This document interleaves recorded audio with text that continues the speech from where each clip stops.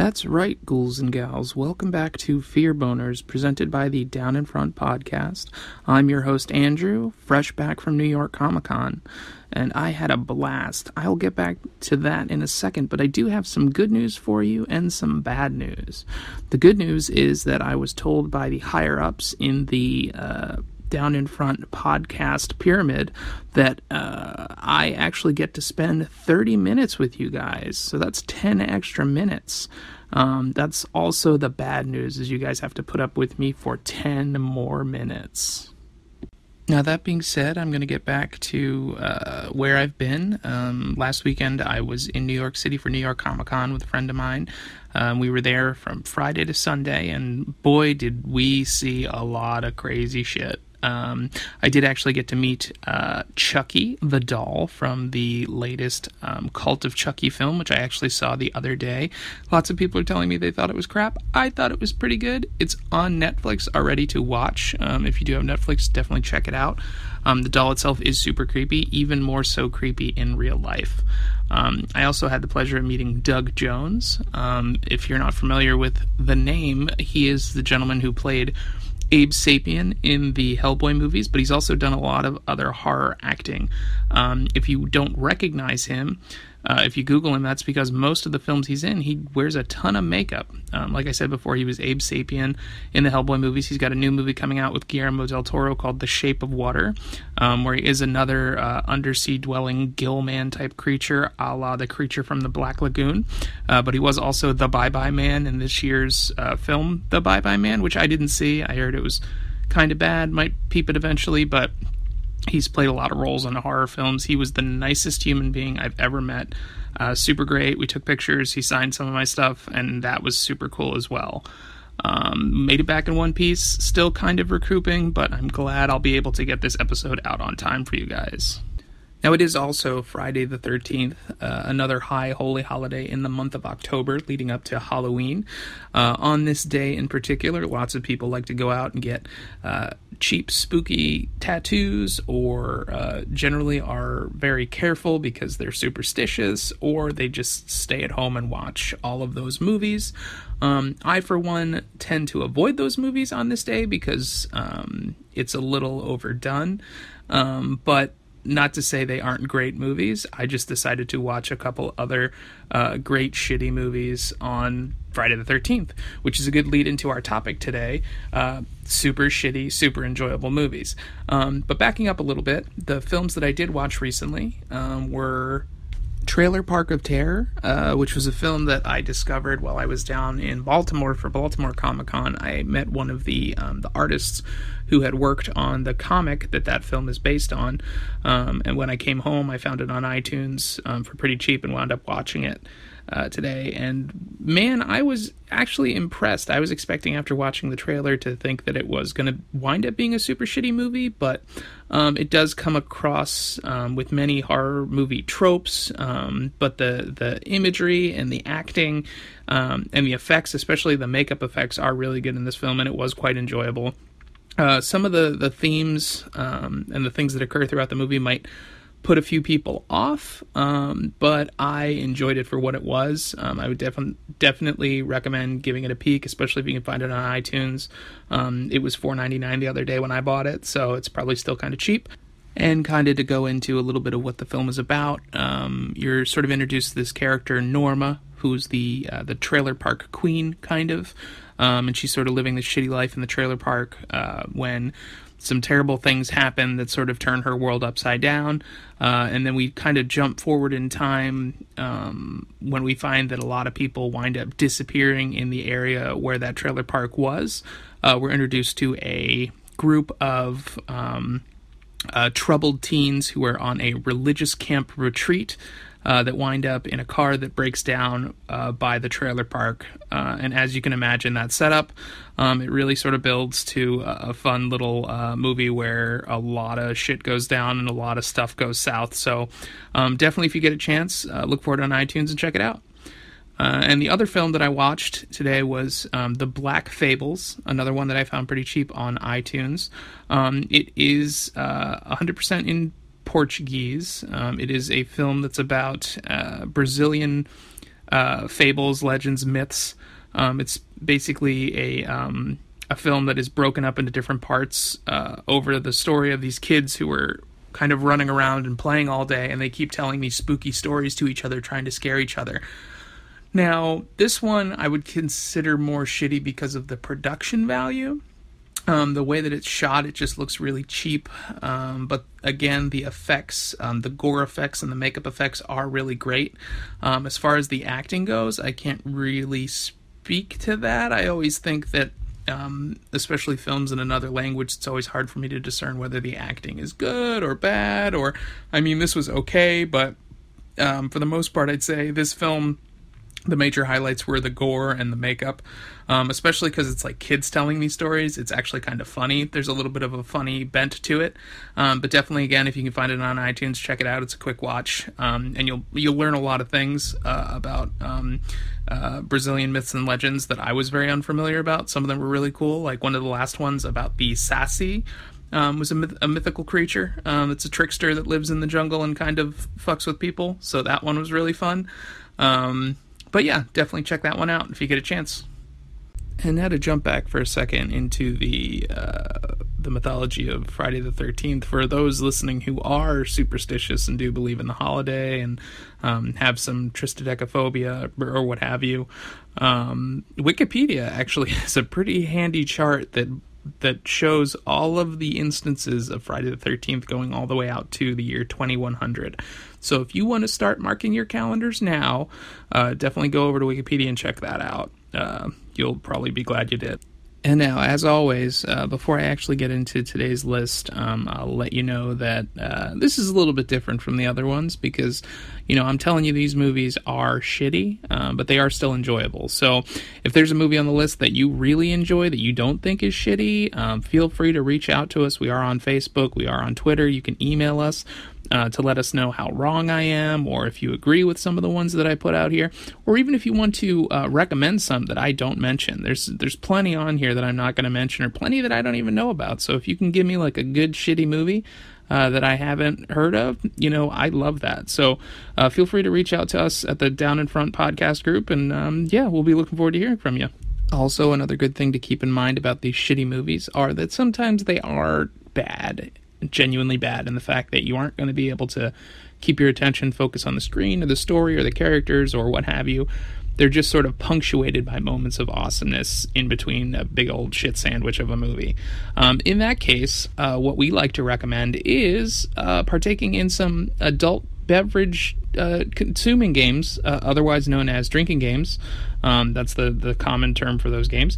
And usually one that I like to play is the mustache game. And this is a recommendation I'm going to make for you guys if you do enjoy adult beverages, is you just slap some fake mustaches on your TV, all willy-nilly like, and when they do line up with a face as an actual mustache would, you take a drink. It's as simple as that. And if it lines up with somebody who already has a mustache, so if you're watching a horror movie from like the 70s or early 80s where everybody had mustaches and you get a fake mustache on a mustache, you have to take 2 drinks. How great is that? It's going to make a shitty movie so much better. So that's one idea. Again, if you guys have other drinking games that you like to play during movies like this, or if you have other games in general that you like to play during movies like this, feel free to let us know, but that's just the one that I like to recommend. Alrighty, and without further ado, we're going to jump right in.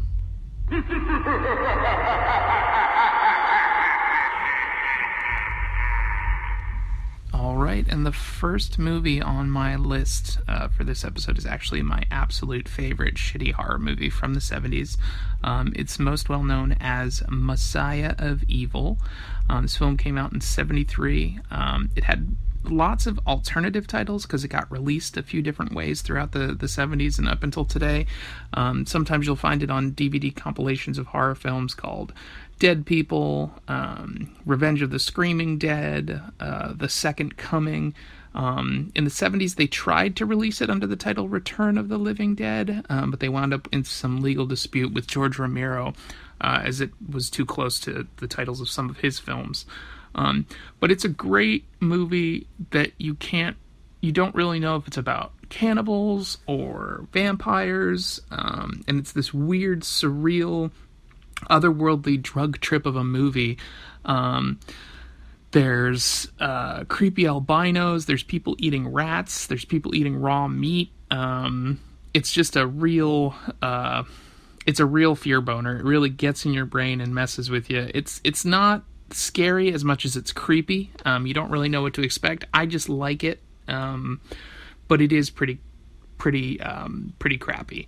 There are moments and lines in the film that I can quote like they were written on the back of my hand. There's a really creepy scene between a man and a woman when she unbuttons half of his vest and then walks away, and then he comes up to her, and his quote to try to convince her to sleep with him is, "You don't just unbutton a man." Or it might be, "You don't just unzip a man." I can't remember. But it's just, you're watching this movie that's so creepy and weird, but you can't stop laughing because stuff like that keeps happening. And the house that it's shot in is amazing. Like, a lot of the set pieces are really great. People are just caked with makeup, and people just act super creepy. There's one scene where she's talking with this homeless guy, and he's going on about eating babies and all this other crazy stuff, and you can't tell if he's supposed to be drunk or just crazy. And the guy, like, I feel like the guy maybe ad-libbed because it's like way over the top, but it's a great movie. So if you get a chance to watch it, super shitty, super great.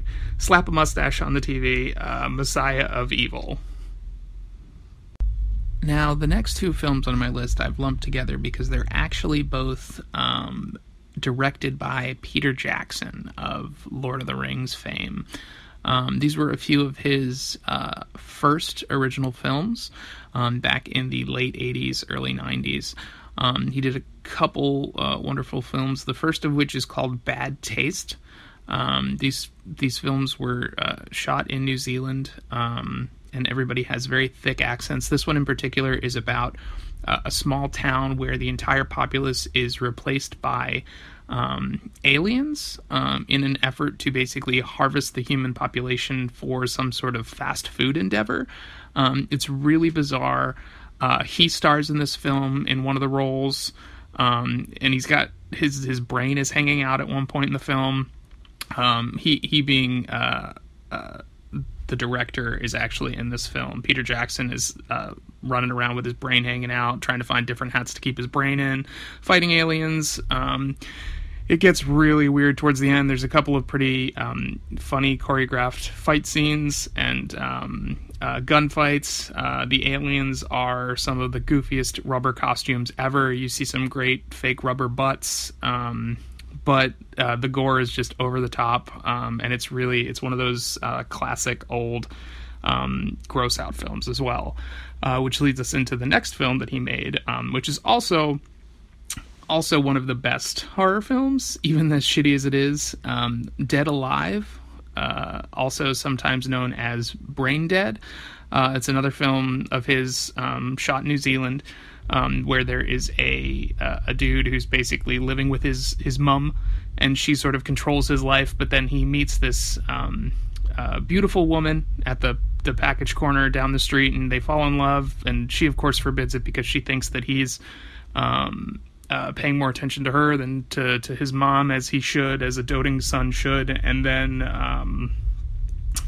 some shit goes down, and his mom may or may not become a zombie, and the next thing you know, the whole town is zombies, and there's a kung fu fighting priest. There's some great lines in this film, some excellent gore. Some of the effects in this film are still, to this day, some of the best that I've seen. All traditional stuff, because it's 92, so you're not going to see crazy amounts of CG. Towards the end, the climax of this film, the giant rubber monster that they face together is incredible. There's an absolutely epic rubber zombie baby in this movie. There's some really awkward, gross, weird sex scenes. Definitely recommend watching some of these. If you love Lord of the Rings, if you love some of Peter Jackson's more recent work, take a step back, watch some of these things to get some perspective. Some of his early work is some of his best work. And now the next few films, again, I'm sort of lumping things together because you may, dear listener, be familiar with this gentleman's work, but the king of B-movie stardom, Mr. Bruce Campbell. I actually saw him at New York Comic Con as well. pretty much any film that he's in would make this list, because he's made some pretty shitty films, but they're all amazing in their own right, and he's just so great hamming things up and acting, and how he does his work. But he was equally as amazing at New York Comic Con. We actually got a surprise sneak peek at the latest season of Ash vs. Evil Dead. They showed us the entire first episode of the third season, and if you've been following along with that show is the epitome of shitty greatness. But to not get too distracted, I was going to basically mention Evil Dead 1, Evil Dead 2, and Army of Darkness, the original trilogy starring Bruce Campbell. These films, for what they are and when they came out, were amazing. The first one is definitely more of a horror film, while the second one, they sort of came back and remade the film with a little bit more humor, with some better effects. So generally I recommend people watch Evil Dead 2 over Evil Dead 1, but you might as well, if you haven't seen either of them, watch both. And then Army of Darkness is the classic one that most people remember, when he winds up traveling in time and fighting with King Arthur and the Knights of the Round Table against all of the claymation skeletons and puppets and everything like that. And nowadays, on the Starz Network, they have a television show that's been going. This is its third season, that's basically based off of all three of those films. And they do their best work to maintain the pure shittiness of it. Like, the quality is there, like it's a very enjoyable show, but they make sure that the gore is over the top, like the production value is great, all the acting is great, but it still feels shitty, but not in a bad way. It's super enjoyable. If you haven't checked out the show, definitely go back, watch the movies, watch the show. It definitely calls back to a lot of things from the movies. And yeah, if you haven't seen any of Bruce Campbell's other work, definitely go in and take a deep dive and swim around in that, because all of his movies are great. But if you're familiar with the film Cabin in the Woods that came out a few years back, that was a really good example of an enjoyable, well-made horror film. The idea of Cabin in the Woods, even the title, is a throwback to the Evil Dead movies, which is the original Cabin in the Woods film. So again, definitely recommend it if you have not seen them, to check both of them out. Now, the next film that I'm going to mention is the perfect epitome of shitty movie awesomeness. It's perfect for a shitty movie night if you want to get some friends together. Again, put some mustaches on the TV, pop some popcorn, and watch one of the worst films you've ever seen that is still kind of enjoyable. I've seen bad movies that I would never watch again, but most of the movies on this list are bad movies that I've watched multiple times and would continue to watch and recommend to people. This one in particular is Troll 2. It doesn't matter if you've seen Troll 1, it's a completely different film. As far as sequels go, I don't believe there's any connections between the two movies. They're both awful. But Troll 2 is special in the way that there has been a documentary made about this movie, in that it was basically, it's universally known as one of the worst movies ever made. So it's a documentary about the people who were in it, where they are now, what they do. The documentary is pretty enjoyable as well, but Troll 2 itself is just, it's a real great example of what this list stands for, in that you're sort of introduced to this family, and they're on this vacation, and they go to this middle of nowhere town and get lost. Lots of creepy people, lots of weird little people in rubber suits, and just so many great lines that'll just have you laughing. So many weird scenes, people turning into trees, people melting. There's a really weird scene where this grown woman eats a cob of corn and like forces this kid to eat it in this bizarre, like, dry humping sex scene, and then by the end of the scene, the cob of corn is popped and turned into popcorn. It's a really bizarre scene, just sandwiched in a really bizarre movie. So if you have a chance and can track down Troll 2, I definitely recommend it. Just make sure to have a sense of humor, because it is, if you're not sure what to expect going into it, it might be hard to get through. But again, if you slap some mustaches on the TV or have a game to play during it, if you look it up on the internet, I'm sure there are other drinking games that people have created specifically for this movie that would make it a lot funner. And the next film I'm going to mention was actually a recent discovery for me, and I found it on Shudder, which is an app, I guess, that lets you stream some horror movies for free. They have like a premium option. You can pay for more, but some of the ones that you can find on there in the free option are still pretty good. You can discover some things you've never heard of that might be worth a watch if you don't have anything else going on. This movie is Microwave Massacre. Now, I'd heard of it previously, sort of spoken to in the same vein as a film like Driller Killer or, insert common household item here of killer slasher variety film. But this one, if you even watch the trailer, you just get a general sense that this is going to be a very hokey movie. And the first thing you notice right away is that the main character is an overworked, undersexed, middle-aged or older man doing his best Rodney Dangerfield impersonation. You basically get the feeling throughout this entire film that it's trying to be a different film, and the actors are trying to be other actors. Like, they're not acting their role, they're acting this role as if it were someone else. A lot of the interactions between people are just ridiculous. There's a scene where a woman puts her breasts through a fence to try and tease these construction workers, and it doesn't really have anything to do with the plot of the movie. This movie does have a lot of bare breasts, a lot of nudity in general. It was probably made in that time in like the 70s or 80s where it was a selling point for movies like this, where they didn't think it was going to be a major blockbuster Hollywood success, that it's like, well, maybe we'll be able to at least pull people with, boobs and butts and you-know-whats.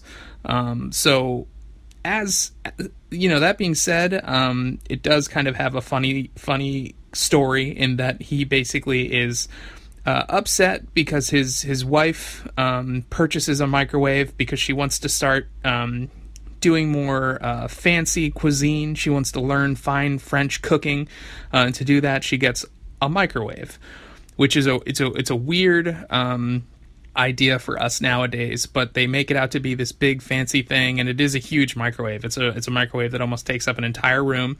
And he basically snaps because all he wants is sandwiches. Like, he's like, I don't want anything fancy. I don't want any foofy. I just want, to eat my sandwiches, to eat normal food like the other construction workers that I work with at work. They all make fun of me because I come in here with this food that looks and smells awful and weird and fancy, and I just want normal food. And so early on in the movie, he snaps, pops his wife in the microwave, kills her, pops her in the microwave, and then eats her, and discovers that human flesh is the best thing that he's ever tasted. And then once he starts eating people, he can't stop. But then once he starts eating human flesh, he becomes like too cool for school. Like, has a complete character change. He's suddenly not the meek and mild, quiet guy who was just complaining about not having sandwiches. He's going out to strip clubs, and he's gambling, and he's doing all this crazy stuff now that he's had this transformation. And then the rest of the movie sort of becomes him realizing that all he can eat now is human flesh cooked in the microwave. And the next film on my list is the first in a series, but really just the first couple movies in this series are good to be considered great shitty movies. It's Alive.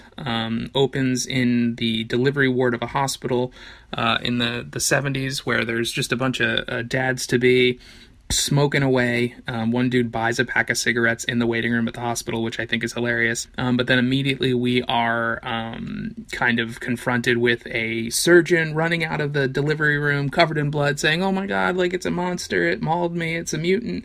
And they go in, and sure enough, the main character's wife gave birth to a crazy, hideous mutant baby, and it's on the run, and everybody's trying to find it. And it's just this ridiculous movie where it gets worse and worse for this couple who are just trying to find their child. They don't know how bad it is, but it keeps killing people. The effects are really funny because sometimes it's just a couple of like jiggling little feet that you see before like the reveal towards the end of the film. But yeah, it's just a super hokey 70s horror movie. I'm sure parents can attest to the fact that there is another layer of horror there that I might not understand because I don't have kids. But if your child came out as like a hideous drooling monster baby, it might be a little bit more frightening. But the movie itself is pretty entertaining. And then of course there's sequels where it's reveal that there are more hideous monster babies being born around the world, and, it might be because of nuclear radiation or pollution or what have you. In the second movie, It's Alive 2, where there's twins, I believe, is also quite enjoyable and entertaining. And from there, we go to Chud, which is a film shot in New York, with one of the dudes from Home Alone as one of the side characters throughout the movie. But basically, we're introduced to this guy who's a reporter trying to find out why homeless people are disappearing or turning up dead or what have you underneath the streets of New York. Some people think there are these hideous mutants living underground, but CHUD, the acronym CHUD, actually stands for Cannibalistic Humanoid Underground Dweller. And these little dudes, cool little costumes, big creepy eyes, sharp tiny teeth, just running around New York sewer, eating people. They even wind up eating John Goodman, who plays a cop in the film. It's a bit role, but he just kind of shows up and then immediately gets eaten. I think he's either in a diner or a phone booth or something like that, but you'll recognize him. He still looks like John Goodman even back then. Then the film Basket Case, wherein a man who has a conjoined twin that he had removed as a child still lives in a basket, but everybody thinks he's crazy because he talks to him. But the little head and arms that is his brother Belial that lives in the basket and is hidden away, he's sort of learning to live like his brother does. So he constantly wants to eat, and he constantly wants to have sex, and of course that combo leads to a lot of really awkward things happening in this film. This film does have a very weird sex scene with the Belial half-twin brother guy person. But some of the effects are really creepy in the way that they animate the little clay version of the little half-brother. Kind of crawling around, and this one also has a series of sequels, I believe, as well. But the first one is totally the best one. Again, another one, I believe, shot in New York. He lives in like a tenement building with a bunch of weird characters. Like one of his friends is a prostitute, the other one's a junkie, and they all kind of live in this house and think he's just crazy, but really he's talking to this head in a basket that goes around killing people by the end of the film. Another fun one, definitely check it out. Super shitty. Definitely get your mustaches ready. Now, I know I'm not going to be able to get to every movie that I had on my list, even with the extra time we were given this week, but I did want to bring it back to more recent films that I've discovered that could go on this shitty film list, one of which is Dude Bro Party Massacre 3. You heard me correct, that is a long title, but the thing of it is, there was no Dude Bro Party Massacre 1 or 2. The way that this film is sort of presented in the classic sort of back to school after summer slasher trope, where the main character goes to his psychologist and sort of explains what actually happened in the first two movies through speaking with his therapist. But it's a really goofy movie. It plays up a lot of really great horror tropes. There's some YouTube comedians and other people from the internet you'll probably recognize in the film. Andrew WK plays a small role in the film. I mean, it's Dude Bro Party Massacre. You knew Andrew WK was going to be in there somewhere. Some of the gore is really funny. Some of the jokes are just stupid and dumb. There's a lot of drug humor, sex jokes. It's a fun little watch. At times it seems a little long, but I just like the concept of starting with the third movie when there haven't been one or two. I just thought was really great, and it was enjoyable, so that's another fun one to watch. Also, Black Sheep, which is another film that came out, not the Chris Farley movie. Lots of people ask when they see this DVD on my shelf. No, this one's about killer rabid sheep in New Zealand, basically killing people. They're genetically modified, and they maul people and turn people into were sheep, basically. There's a whole bunch of jokes about people having sex with sheep throughout the movie, and then it kind of happens, and it gets really weird. But again, in this one, it's a good, gory ride. The effects are really good. The makeup, the monster, everything really comes together for a fun, shitty movie. Definitely recommend it if you can find it. It's a good one. Then there's also Feast, which I don't know if you remember, on HBO they had that show with Matt Damon and Ben Affleck, Project Greenlight, where someone would pitch a movie and kind of take it through the production process and eventually get made.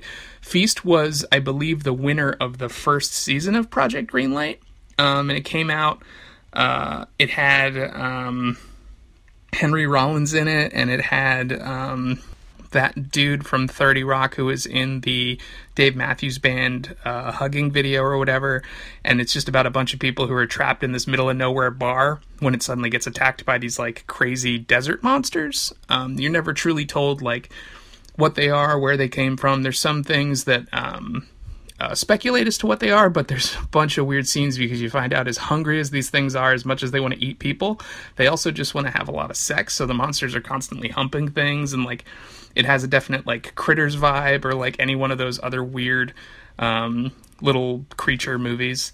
But it was a good one that kind of snuck in there. There were also 2 additional movies made. There's a trilogy of Feast movies. The second 2 movies take a significant dip in quality.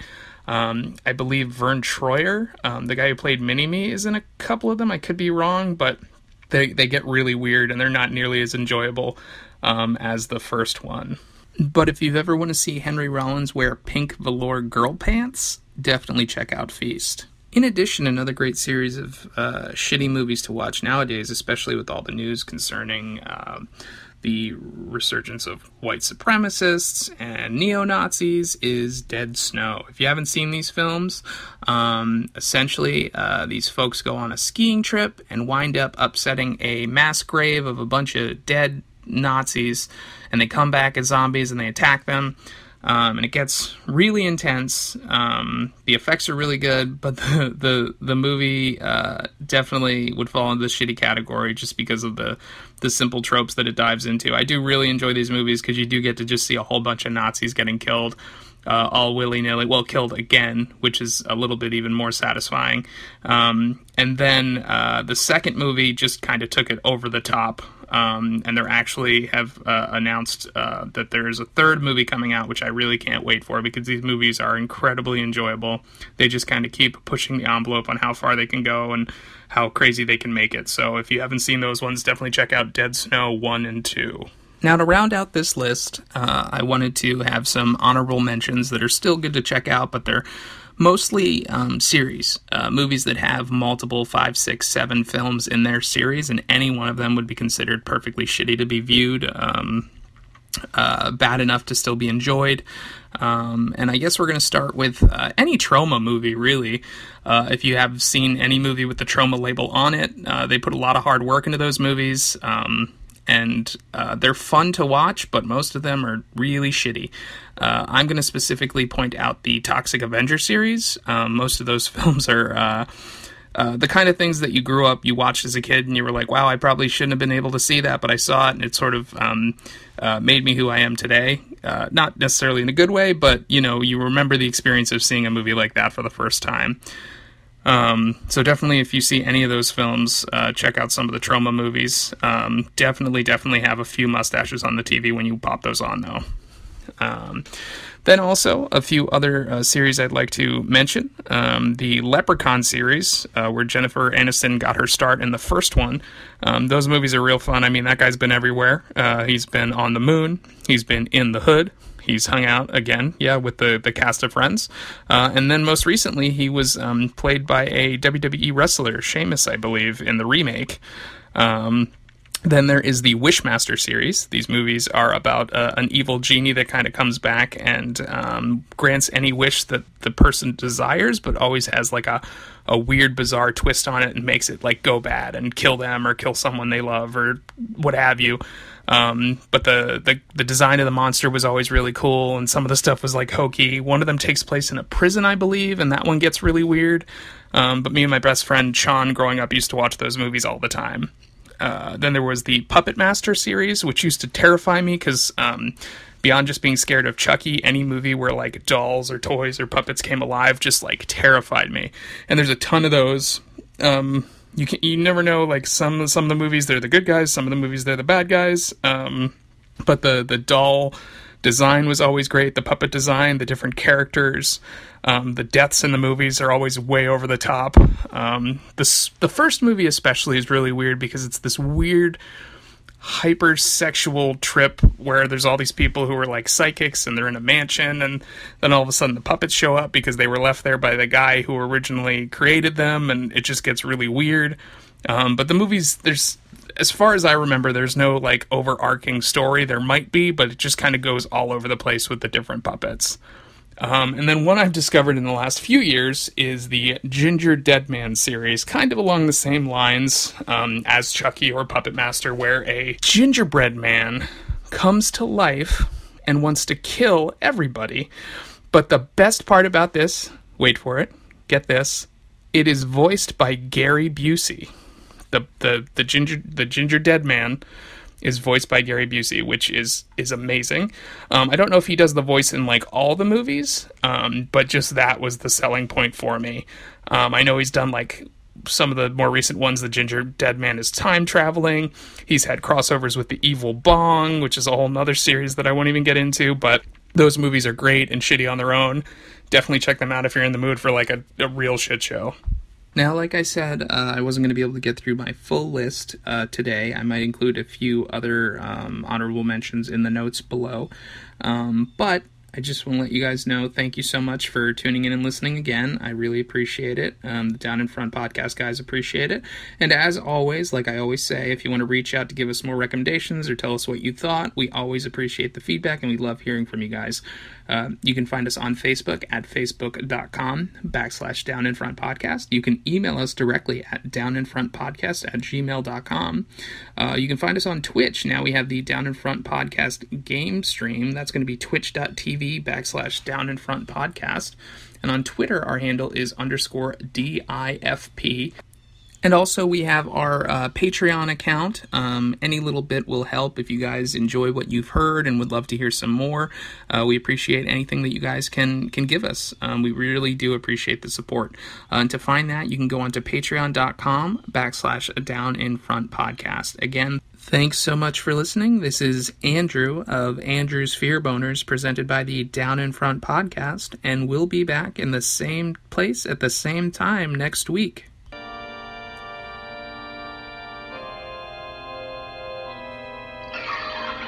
Ha ha ha ha!